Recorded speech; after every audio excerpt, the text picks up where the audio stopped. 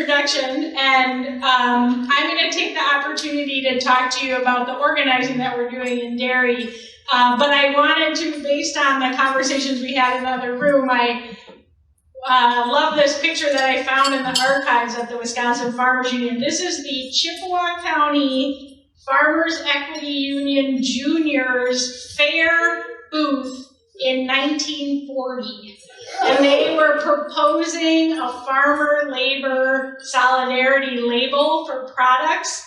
And the mutual goals are fair share of the national income, full value for dollars spent, equitable tax system, protective legislation, peace, democracy, and security. I could get behind those things.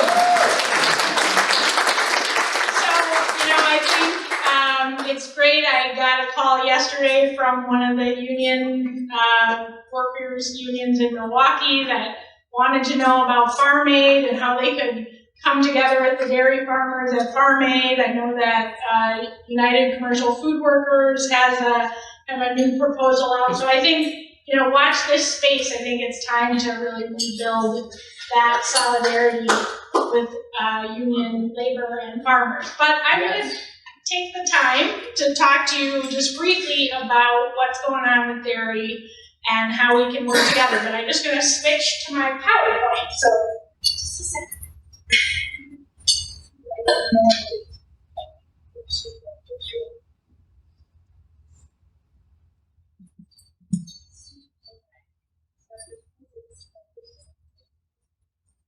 Okay, so I like that quote, "We are the ones we have been waiting for," and actually, apparently it's from apartheid South Africa when the women organized to push back against apartheid, and we hear it in other being used, but no one's going to come to our rescue. We heard that over there.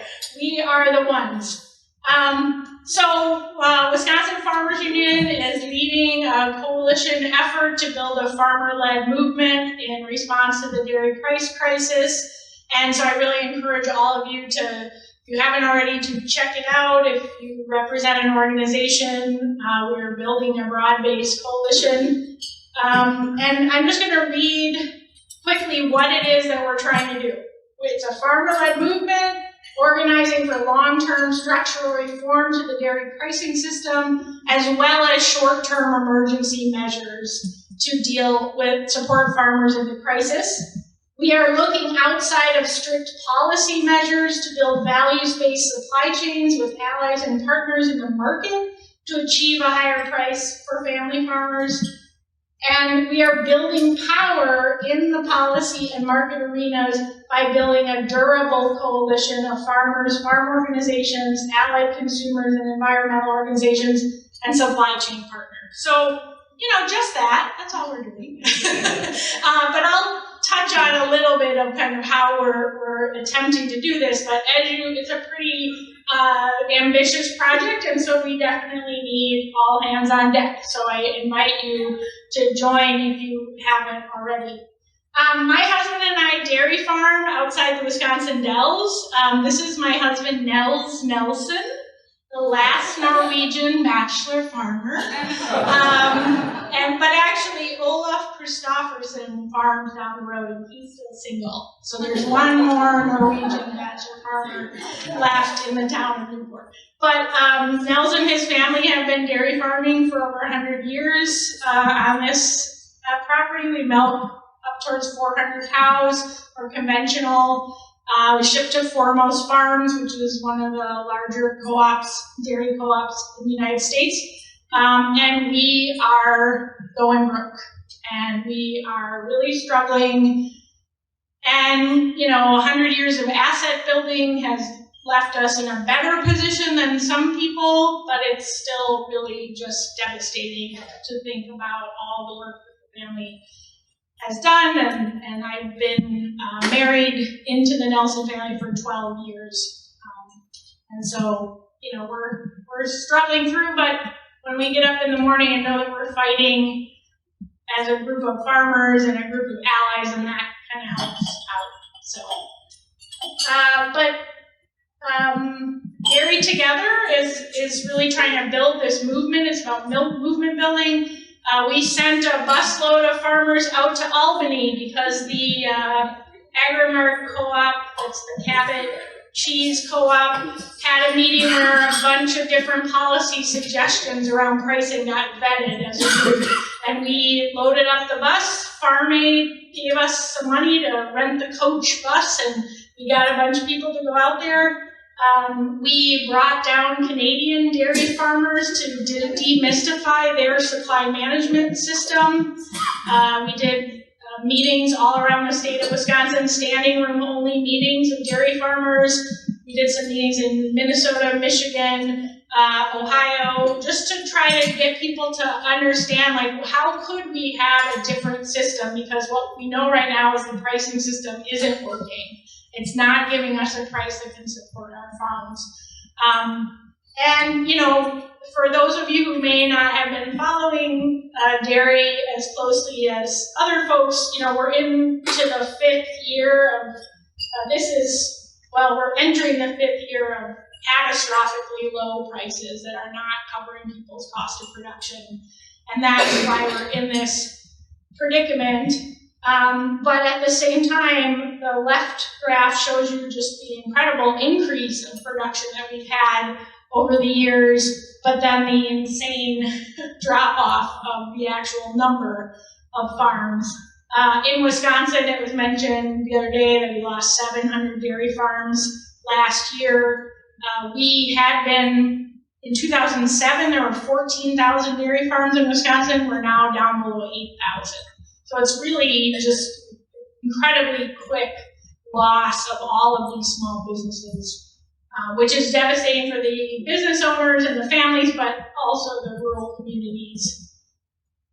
So, you know, when someone asks you, where's all this milk coming from? Why is this going on? There's more cows. We're also getting more milk per cow because we are doing all the things that the university and the salespeople tell us to do, and we're breeding our cows, and we're really efficient. Back to this definition of efficiency. We're efficient at putting ourselves out of business. We have more higher component levels per cow, so the stuff that goes into cheese and other products, and all that's been done with technology and know-how and all the things that are good. But we have too much milk. And the problem is also, as you may have noticed in other crops and other commodities, we have entered this kind of no-breaks agriculture. So if you took Economics 101, you'd think, oh, well, prices are low, so that means I'm going to take my foot off the accelerator. Maybe I won't produce as much. Well, part of the problem is that when your price goes low and your banker comes and knocks on your door and you can't cash flow your loan payments, the bankers are saying to a lot of farmers, hey, I've got an idea. I'm going to loan you more money, and you can buy more cows, and we'll extend that to a 20-year note, and it'll look good in my loan portfolio, and I don't care that you now are on a bigger 20-year note, and you're going to have more milk on the system. So we're creating our own vicious cycle. And then obviously when prices are high, people add cows to try to make up for all the money they lost when prices were low. So we're really stuck, and so we've got to do something. We know it's not working. And just to show you, really what's going on, this is the loss, the percentage change in dairy farms by size. So you'll see the 50 cows or less is over on the left-hand side, and then the 2,000 cows or more. And the orange is percentage change from 2000 to 2017. So you're really losing all the small and medium scale producers, and you're just seeing this big, all of the cows and milk is being concentrated into the larger and larger operations. So one of the things that I will say later too, that I want to really pause and say now is that I want to give a big shout out to NFO. So Jean Paul's over there, you have other NFO folks. But yeah, let's give a clap. One of the things that we did after the Canadians came and we we did this kind of educational project and trying to understand their system. And the bus trip is we started kind of a road show talking about the short-term and long-term policy reforms that we wanted to see, and to really start building an understanding of what could be done, but also hear back from people. So we did a series in Wisconsin, Michigan, Pennsylvania, Vermont, New Mexico, California, and NFO has a clear policy prescription both in the short and long term, and Wisconsin Farmers Union commissioned an extensive look at what was the Holstein Plan in the 2012 Farm Bill, which actually had a base, establishing a base, and then having people that wanted to expand would have to pay to expand, and then that payment money got redistributed to the people who didn't expand. So it was that was the mechanism in the Holstein Plan. And NFO and Wisconsin Farmers Union worked together to set up the meetings, to get the presentations, and to also work through the fact that we had separate plans that weren't the same, but we were willing to provide them space to see kind of where the traction was on the policy prescription. Because if you know anything about dairy policy, it's a little complicated. And we know that if we're going to try to get federal legislation or federal policy reform, it's going to have to go through some sausage making at some different levels. And so having one exact plan was maybe not the right thing, because we need more people to come around the table together. So this is about a strategy of building the broadest set of people and not closing the door on ideas. As it stands right now, we are presenting the Holstein Plan assessment, and NFO is working on the short-term emergency plan, but we're still discussing all the options because, again, we need people to come together, and you're going to need to find a champion in Congress to get it to happen. I'm not going to put you to sleep with specifics of dairy policy, but dairytogether.com has lots of details on how these different plans are expected to work. So I really encourage you to check it out, or feel free to talk to me about it. But one of the things that NFO did in their analysis was really look at the USDA numbers, looking at cost of production. So this is why we're losing the farms. This is an estimated operating cost of production per 100 pounds for smaller farms that produce below 65,000 pounds of milk per month, where they probably have a cost of production of $17.87 per 100 pounds, whereas the really large farms are producing at $13.66. So there's about a $4.21 differential. And what NFO had advocated for was that there be an actual structural payment that would I call it kind of a premium on the social and ecological benefits of a structure with smaller and medium scale producers. So, but this kind of gives you a sense of how these really large farms can figure out how to operate at these devastatingly low prices, and that's really what's pushing everybody to get bigger or to get out. But, I do want to give farmers a break for pushing towards production. This is a cool cartoon. I like the Wisconsin hand holding up the tree. This is really interesting, and if you go back to your historical society, I'd love for you to check your local newspaper in the end of October 1941, because from what I can understand, this was the national federal directive that went out to every county and told them how much they should increase their production because of the wartime scarcity. And so right here, there's a meeting in every Richland County schoolhouse on Friday evening, October 24th, and they specifically said in 1942, every cow should increase their production by 400 cows, or 400 pounds, and every hen in the state is expected to lay 11 dozen eggs for every 10 that they laid last year. So this was like, this is the plan, people. Get with it. And every schoolhouse, you got together and you went, okay, this is what we're doing, like group effort. So, we did it. Farmers did it. And we know these this is a Texas extension, peace with plenty, that we're going to beat the Kaiser by having more eggs laid. Let the hen whip the Kaiser. So, that's what we did. So in some ways, we did what we were told. But as it's done, we are stuck on this treadmill. So I kind of explained it before. My husband and I are on the treadmill and we're running as fast as we can. I married my husband in 2007. In 2002, they had doubled their herd from 125 to 250 to be able to have 3 families drawing an income from the farm. They put in a new parlor. There's expense and debt associated with that. And so what do? You got to produce more. The price goes down. You produce more. You run a little faster. And this is what people are stuck on. And now it's really impossible to get off the treadmill if you think about the fact that, a big chunk of our asset base is in our cattle.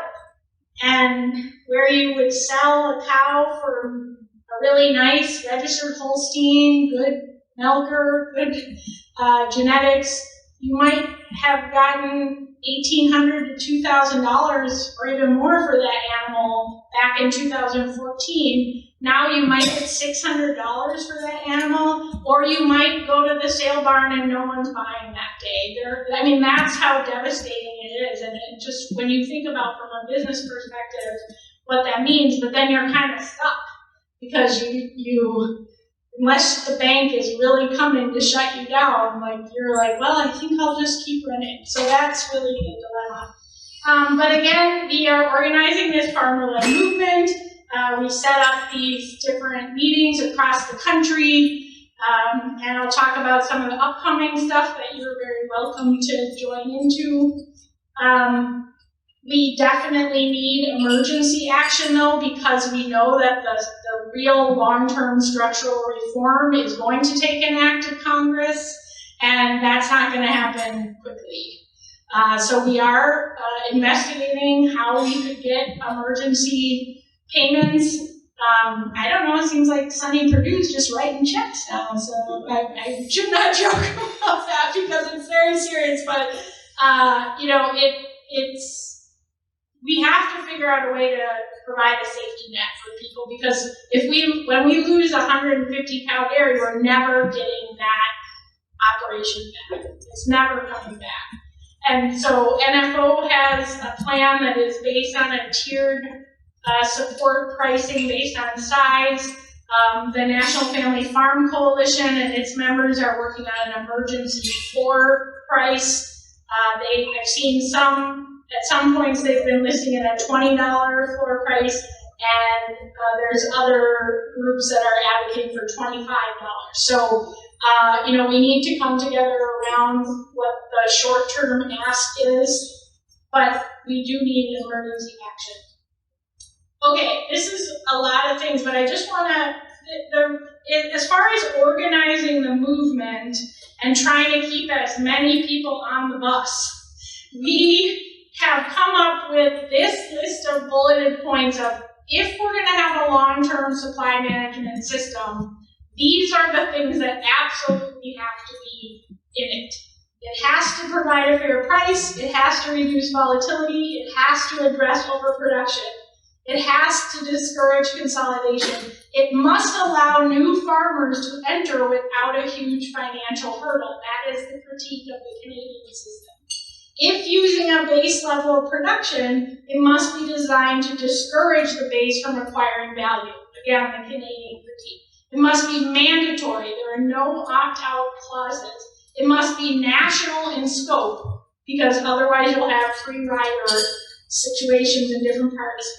It has to be coupled with short-term action to sustain farmers until the longer term can be enacted. It must address import and export issues to lead to smart trade policy. This is where we need your help. We need to figure out how to articulate a smart trade policy. What does that look like? How do we talk about that? When we heard earlier today about the messaging, and now you have all the kerfuffle with the tariffs and the payouts and the trade aid, like how do we talk about that as a group to get what we want? Because it is complicated and people are going broke and it's hitting all the commodities. So I really would welcome like this super brainiacs, all of you in this room, to help us figure out how we want to talk about that. And it, importantly, must have meaningful farmer input in development, implementation, and governance. So any way that this is structured, it has to be governed by farmers meaningfully. Again, we need all hands on deck. We are moving the needle on the narrative of supply management. We have noticed this considerably. If we went into people's offices on the Hill 2 years ago and talked about supply management, literally they would be like, bye-bye. We're not talking about that. Nobody wants to talk about that. Forget it. Now we are going to town halls, we're going to people's offices on the Hill, and they're saying, hey, come in, tell me about this. I want to understand how this could work. So we are moving the needle. I mean, we needed to move faster, but it's going. Another aspect of the work of Dairy Together is organizing within the cooperatives. Really trying to work one-on-one to reclaim the democratic citizenship of our cooperatives. And we all know that that's a huge problem. We heard next door about the need to really do this very time-consuming, one-on-one personal work. We have a call once a month that's just about organizing in the cooperative. Mike Edie from National Dairy Producers Organization is on those calls. We got the folks from out in California on the calls. I didn't put this on my slide, but we are going to the National Milk Producers Federation annual meeting, and we're going to do some fun stuff. I went last year and scoped it out. So yeah, we good? But this is the place that we need to act. I mean, I'm a member of Foremost Farms. I ran for my board this year. Did not win, shocker, but I tried. I got on the resolutions committee and I brought a resolution on supply management. I brought that same resolution last year and they shut me down before I could even make the motion to get it on the table by the board chair saying, no one wants to talk about supply management. And then the 2 seconders that I had figured out in the hallway turned into crickets. And I was really upset. It was a little embarrassing. I don't know if you've experienced that where you tried to put a motion on the floor and no one seconds it. You're like, so, but then I complained enough to squeaky wheel to the board and said, I went to that resolutions committee and the process was not very clear. And you didn't provide me with a list of the other people on the resolutions committee. So I just had to go kind of blind into that. And so this year they provided a list with telephone numbers and snail mail addresses, but I'll take that. So I called through the list before. I, again, had 2 people that said that they would second it. I got their email, sent them the resolution. Many of the board members were at the resolution committee meeting. We had a 2-hour heated discussion about supply management. With board members saying, if you would have talked to me last year about supply management, I would have told you to go take a hike, but now I think we should look at it. And the resolution got on the floor.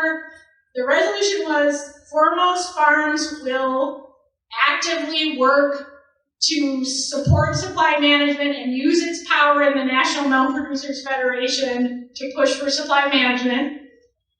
A small amendment got put in that says they will look into doing all those things. But I said, great, this is progress. And the fact that we had the 2-hour conversation was a huge push. And now I have all those people's phone numbers and it's working.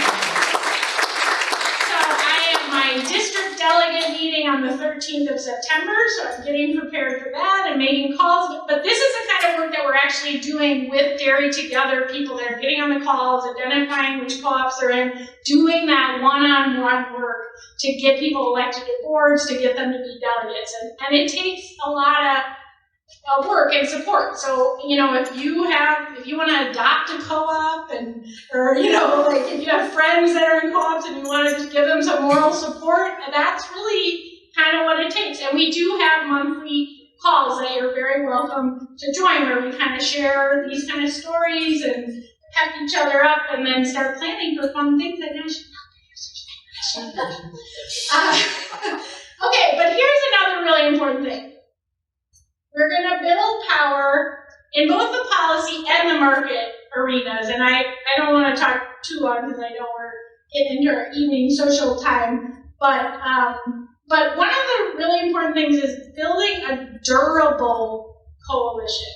Now, I'm talking to you about dairy work, and most of you are not dairy farmers and do not have, dairy in your portfolio, but I'm asking you to join in these efforts because building a durable network will allow us to build power in other commodity struggles and other brush fires and bonfires that we're working in. And we also need this to last into future fights. And we can't make each other too mad. We need to figure out how to work together. And so we have the durability of the coalition as a top goal. We want to get supply management, but we want to have a durable coalition. And that's like right up there in the goal. So it's about a process that we build to bring people together to do this. For example, who was in Storm Lake? Anybody here? That was really great. And I just think that seeing all those logos together is showing us that we can do this. We can think about how we can work together, we can do mobilizing moments, we can organize. And I really just applaud all the work that OCM and Family Farm Action did to make this awesome event. It was great. You had amazing national press coverage there. So more of this. I felt like people were generous with their organizations.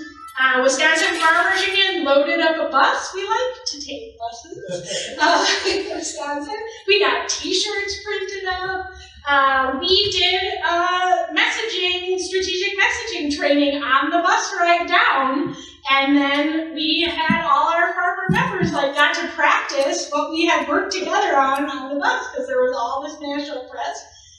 One of the things that we're working on is, I liked the Farmer Alliance story where they train, they kind of acted and trained people in the message. Because one of the things that I know that we all like to do, who talked about ranters or what was the word? Whack. So, we do all like to be I know, if I give these people one more fact, I know that they'll come over to my side. I know it. And I saw this really great presenter.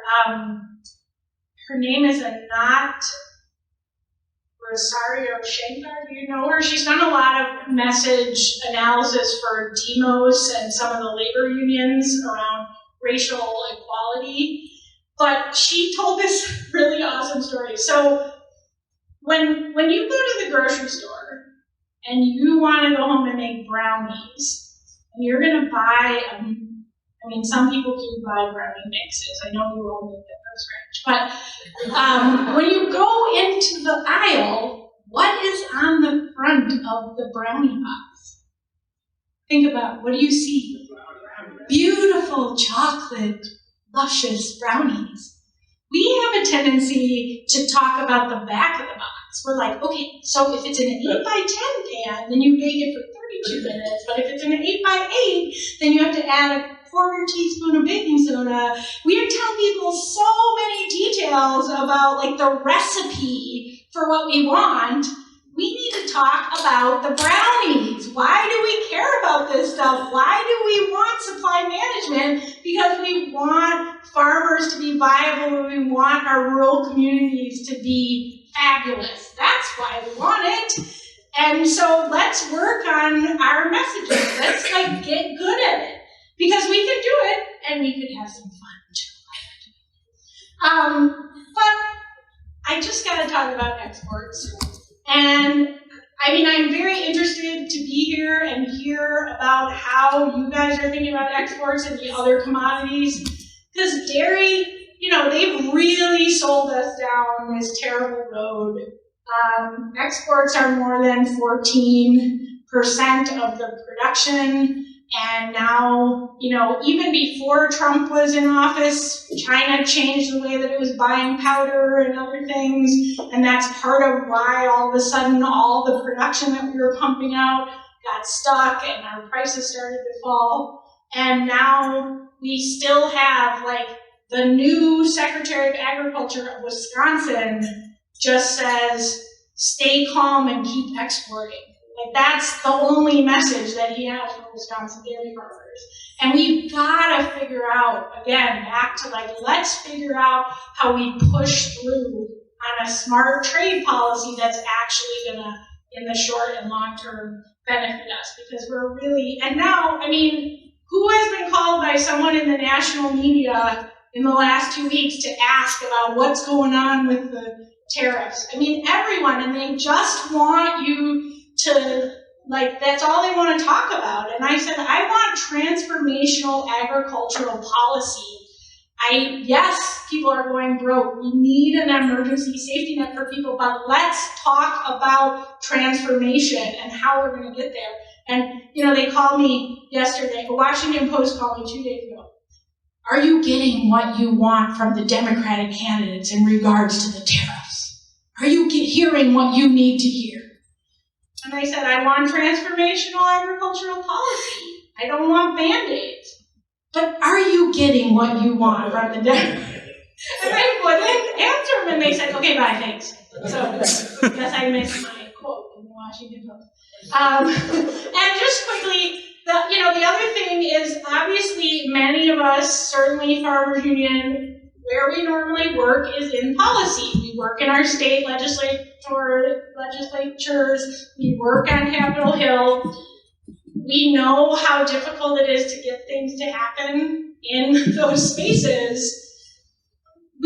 Let's use our power in the supply chains. Let's really take advantage of the power that we can have. Now that again is going back to building the citizen power back in our cooperatives.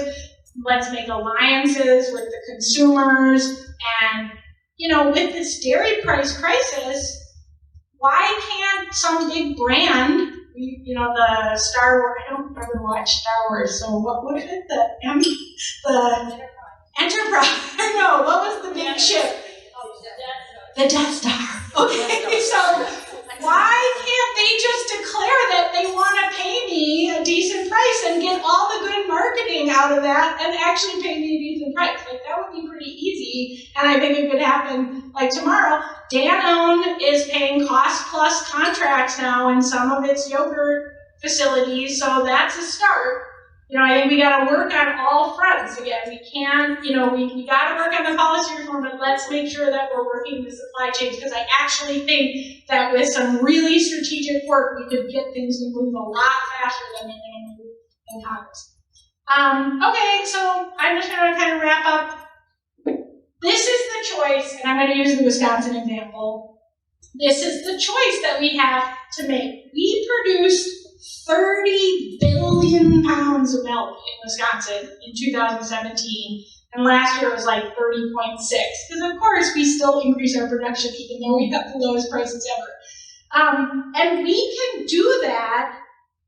We could produce all of the milk in Wisconsin with 250 farms that have an average of 5,000 cows.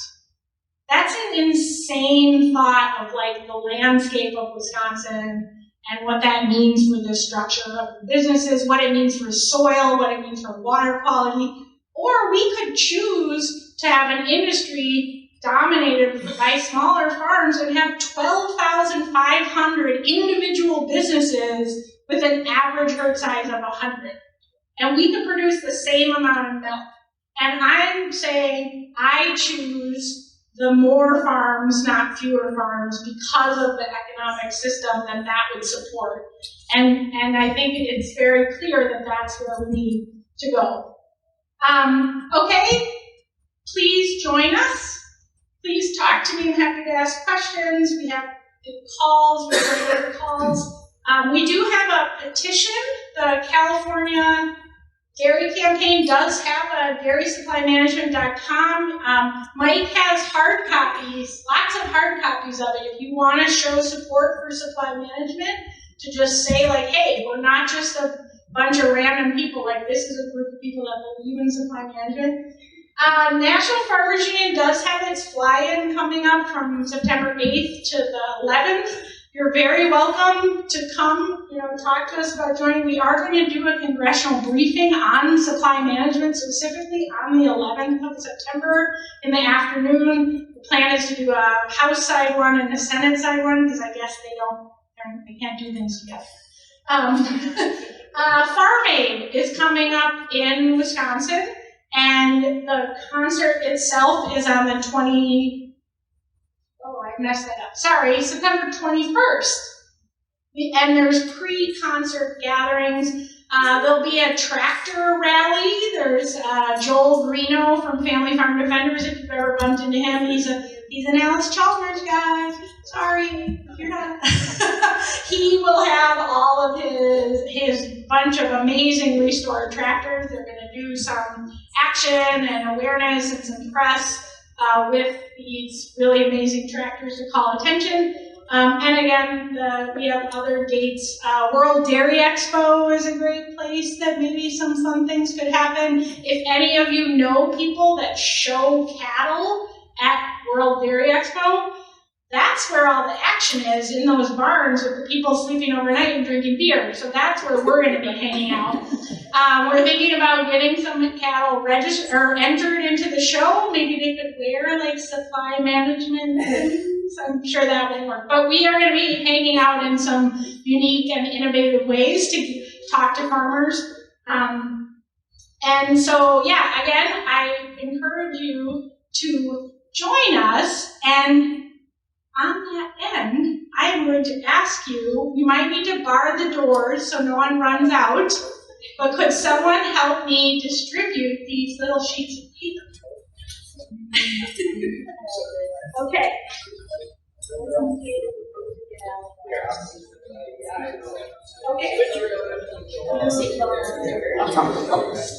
Oh, yeah. Do you have a question? You've just given us a wonderful example of economic policy in America. And this policy goes way back, 1776, Adam Smith wrote, "The wealth of nations, survival of the fittest." So this is what we're seeing. We're seeing the efficient ones, the large ones that have the lowest production cost and up there, and it's a mess. Yeah. If we would just change the policy, we wouldn't have to discuss it.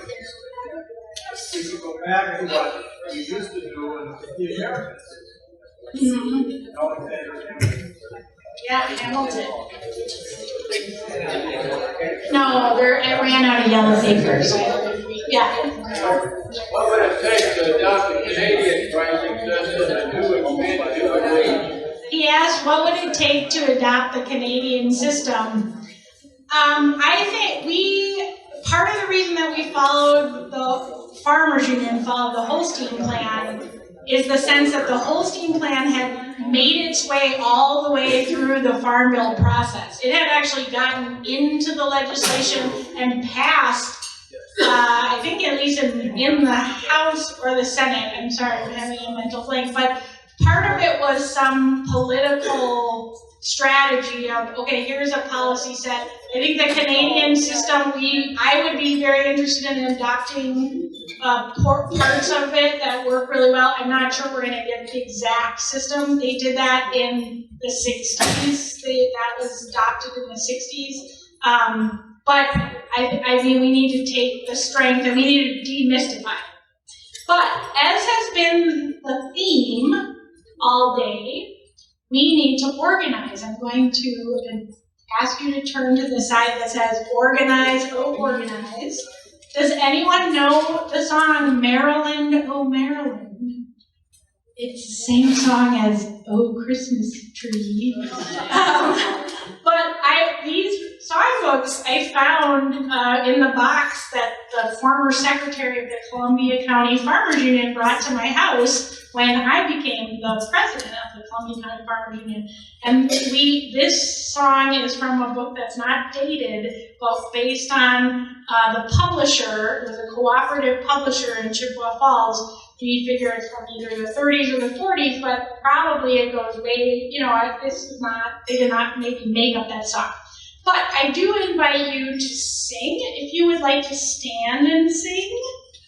Is that too much? Okay, wait, I forgot something. You will notice in the first stanza, in the third and second to the last lines, there's an old saying that we know we don't like. It says, you still must feed this hungry world. We know that's not our job. That's part of our job. It's the most important we get. So what should we replace it with? You still must feed your neighbor. What did you say? Hungry County? Okay, we're going to do that. You still must feed your hungry county. We're going to work it. Okay. Gotta make sure I get it right. The song. Ye farmers of this mighty land, organize, oh, organize. It is a bulwark that will stand. Organize, oh, organize. For with the flag upright unfurled, you still must feed your hungry county. You still must feed your hungry county. Organize, oh, organize. If you would come into your own, organize, oh, organize. Or be forever overthrown.